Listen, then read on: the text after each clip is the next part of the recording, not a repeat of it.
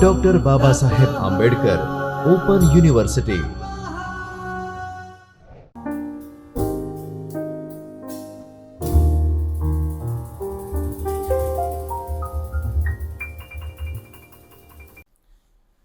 Namaskar students, I am Dr. Himanshu Patel and I am working as an assistant professor in School of Computer Science of Dr. Baba Saheb Ambedkar Open University, and I am your instructor for this module. In today's session, we will learn about permissions, which is very interesting topic. What is permission? Workflow for using permission, or how to get permission step by step. Then there are basically three types of permission. So we will discuss types of permissions. Then we learn how to declare app permission in Android manifest file. We will learn how to request app permissions at runtime from user. And finally, we will take one demonstration how to define and use permission so that you can have better understanding of permission.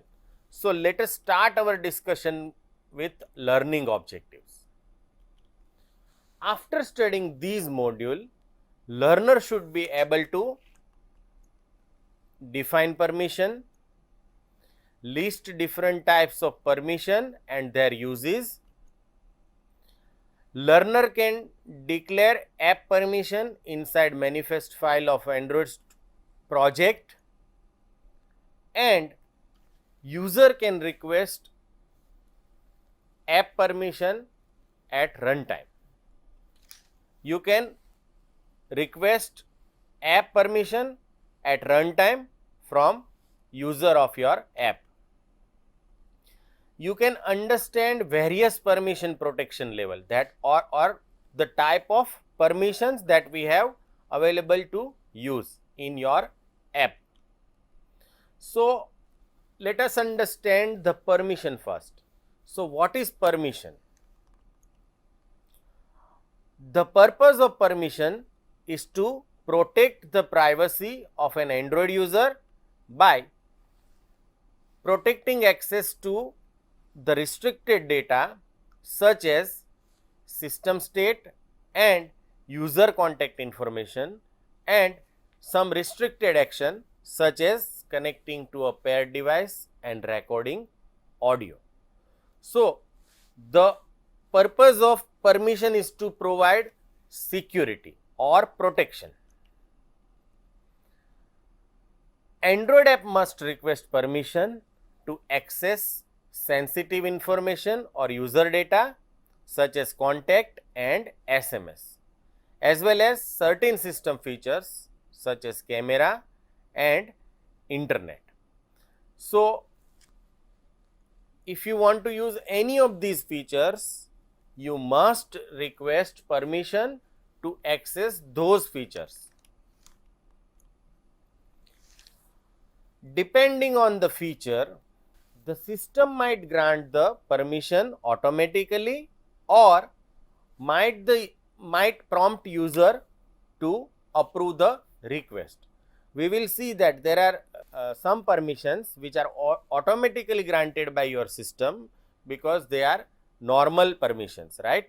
But if you are using some runtime permission or dangerous permission, then you must request user before accessing those features.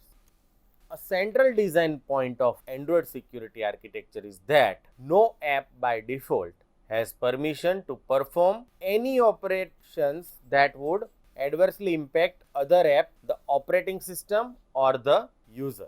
So basically it is a part of Android security architecture and you must request permission before using it. Now Android smartphones are protected by permission based framework which restrict third-party applications access to sensitive resources such as an SMS database and external storage in Android smartphone. The access to sensitive resource may lead to money loss. For example, if somebody reads your OTP for financial transaction, he can perform that transaction on behalf of you. So, it may lead to money loss. Now, let us try to understand workflow for using permission in Android. If your app offers functionality that might require access to restricted data or restricted action, as we discussed earlier, you must determine whether you can get the information or perform the action without needing to declare permissions. So, first thing you have to do is check whether you can perform some action without permission or not. If it can be done without using permission, it is fine. Otherwise, you need to use permission. Now, you can fulfill many use cases in your app, such as taking photos, posing media playback, and displaying relevant ads without needing to declare any permissions. So, for these kind of normal operations, you need not require any permission. So, avoid to declare unnecessary permissions, right?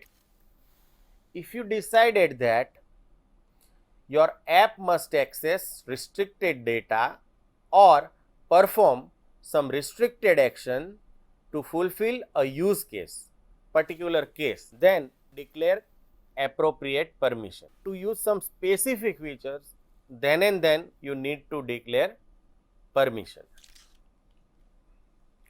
Some permissions are known as install time permissions and are automatically granted when your app is installed.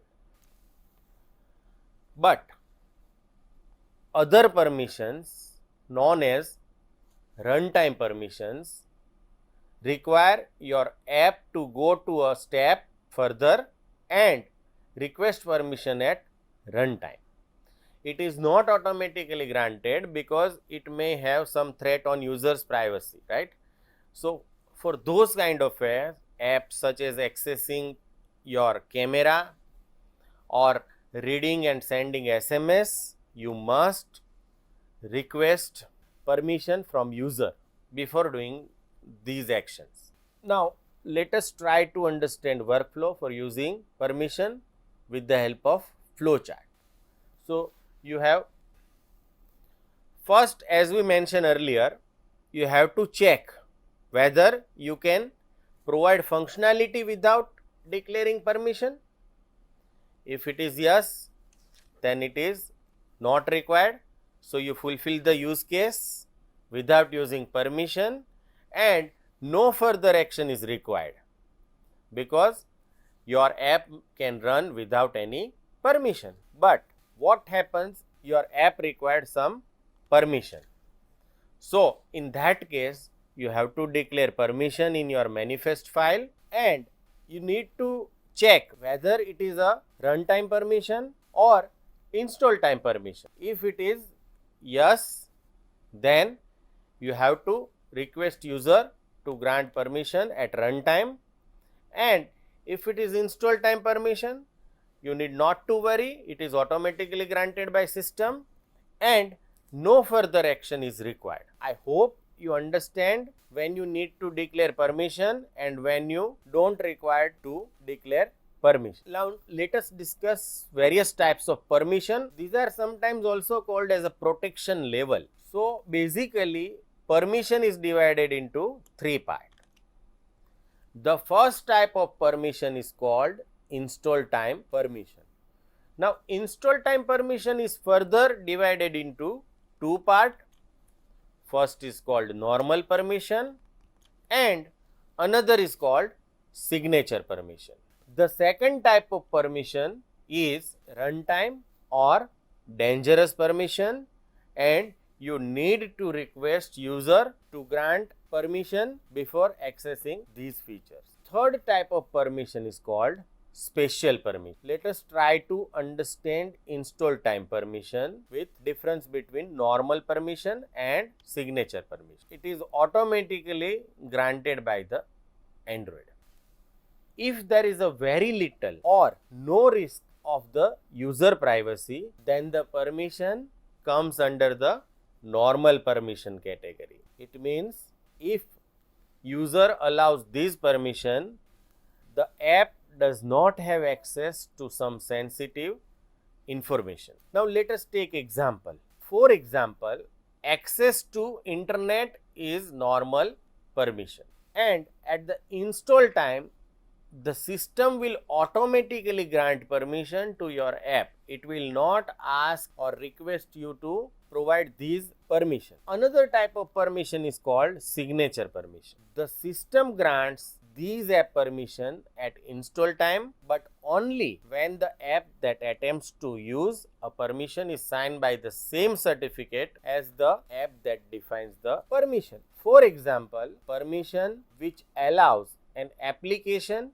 to collect battery statistics is an example of signature permission. Generally, we require normal permission or runtime permission. These permissions we will use rarely. It improves the user experience as the user does not have to explicitly grant the permission requesting app, while at the same time it prevents other app not by the same developer to grant the permission. So these both type of permission are called install time permission, and remember there is a little difference between normal and signature permissions, and the next type of permission is called runtime permission or dangerous permission. Runtime permission, also known as dangerous permission, give your app additional access to restricted data, and they allow your app to perform restricted actions that more substantially affect the system and other apps. You need to request runtime permission in your app before you can access the restricted data or perform restricted action. And as a user, you must be careful for granting these type of permission. For example, you have installed some app from Google Play Store, and when you install and at install time, it will ask you for some dangerous permission. So in that case, you have to be careful while allowing other apps to access your sensitive resources and data. Now when your app requests a runtime permission, the system presents a runtime permission prompt as shown in mobile. So here it asks that allow app to perform certain actions. There is a prompt for allow or deny. If users allow these permission, your app can perform certain actions or use features based on granted permission. If user denies, you cannot perform those restricted actions. So that is why it is called runtime or dangerous permission. Many runtime permissions access private user data, a special type of restricted data that includes potentially sensitive information. It may be reading your SMS, it may be using your camera, it may be using your external storage device, and so on.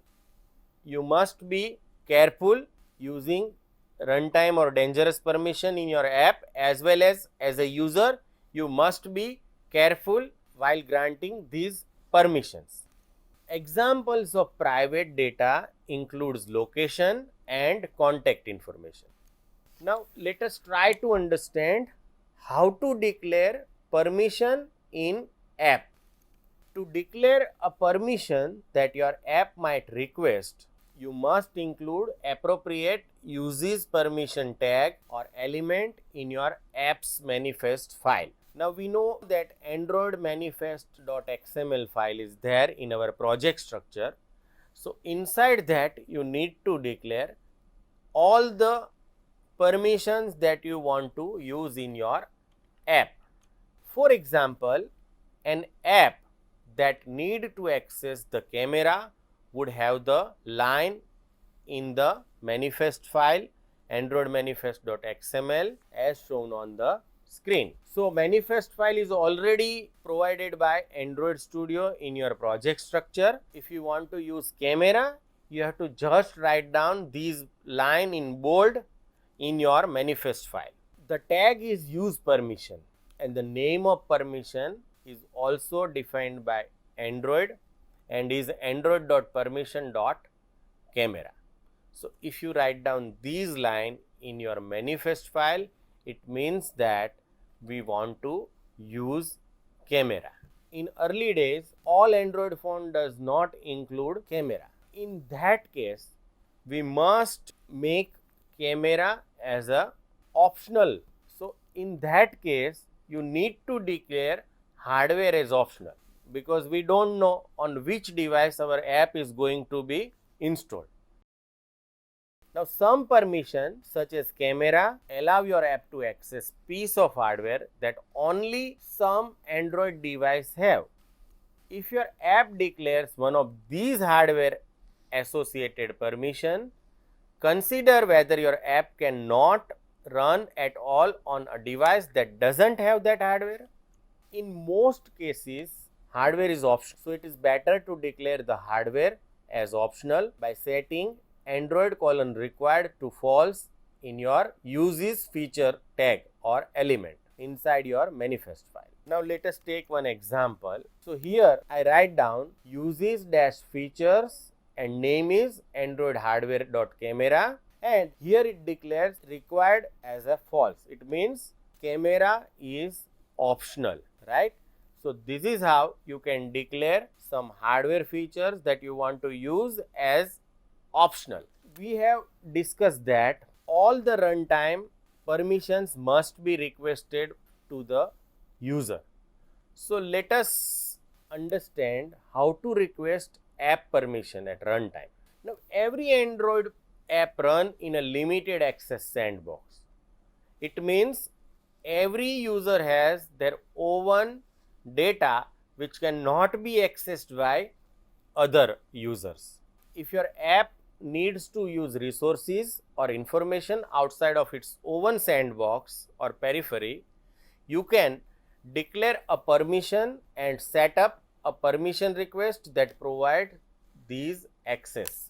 These steps are parts of the workflow for using permission, and if you declare any dangerous permission and if your app is installed on a device that runs Android 6.0 or higher, you must request the dangerous permission at runtime by following the steps in demonstration that we take at end.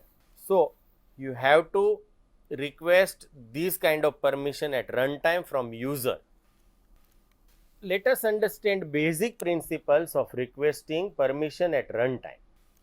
First of all, ask for the permission in context when the user starts to interact with the features that requires it. So you have to ask permission only when user try to access or interact with the features that requires it. Second, you are requesting. Don't block the user. Always provide the option to cancel an educational user interface flow related to permission. It means there should be option to allow or deny option to the user. If the user denies or revokes a permission, remember, if you by mistaken grant the permission, you can always revoke that permission from app info.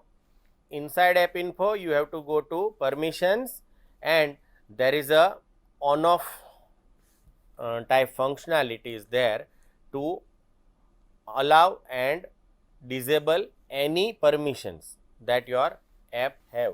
Now if the user denies or revokes permission that a features needs, gracefully degrade your app so that the user can continue using your app, possibly by disabling the features that requires the permission. It means your app should not stop working if some permission is denied. You have to restrict only those functionality, otherwise your app should work fine. Don't assume any system behavior.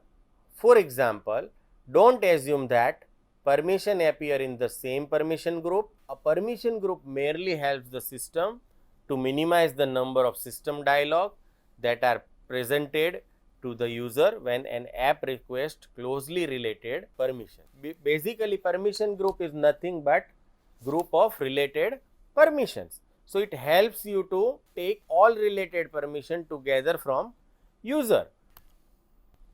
So let us try to understand workflow for requesting permissions.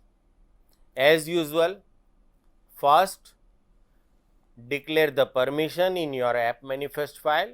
We have already learned how to declare permission inside manifest file.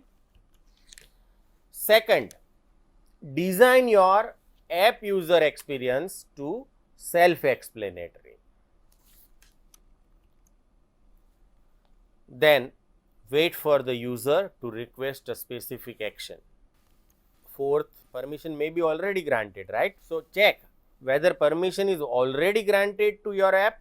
No, then you must request. Then show a rationale to the user. If you don't want to show, directly request the permission to show the system dialog requesting to grant the permission. If you show rationale to the user, yes, then explain the user why your app needs this permission. If you convince the user that why you require this permission, then user may grant the permission. If permission is already granted, you need not to do anything. You can access the information that protected by the permission. And does the user grant permission to your app? Yes. Again, access the information that's protected by the permission. If user does not grant the permission, then gracefully degrade your app's experience. It means restrict those functionality which require some permission. Otherwise, your app should work fine. So this is the workflow for requesting permission. We will try to understand this workflow by demonstration. Now, friends, let us sum up. In this module, we have learned about permission, different types of permission, various types of permission protection level that affects third-party apps, and how to request runtime app permission programmatically. So, I hope you enjoy this session. Thank you and happy learning. स्वाध्यायः परः